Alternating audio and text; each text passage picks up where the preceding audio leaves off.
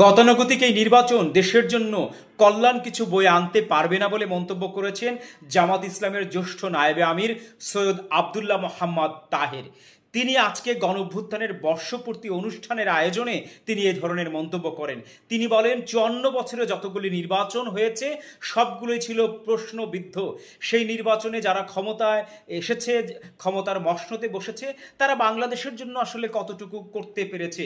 আমরা যে আকাঙ্ক্ষা নিয়ে গণঅভ্যুত্থানে যোগ দিয়েছিলাম, এই মানুষগুলো যারা প্রাণ দিয়েছে, পঙ্গুত্ব বরণ করেছে, তারা একটা আশায় বুক বেঁধেছিল যে বিচার এবং সংস্কারের পরেই নতুন বাংলাদেশ আসবে, নতুন বাংলাদেশের নির্বাচন হবে এবং বিগত দিনের যে ভুল ত্রুটি ছিল সেই সংশোধন করে নতুন একটি সংবিধান তৈরি হবে এবং বাংলাদেশের নির্বাচন হবে।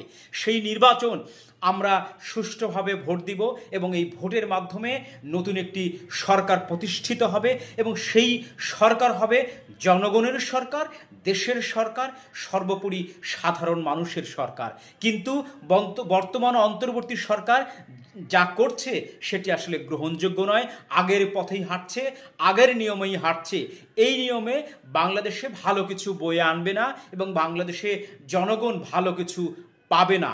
এ ধরনের মন্তব্য করেন সৈয়দ আবদুল্লাহ মোহাম্মদ তাহের।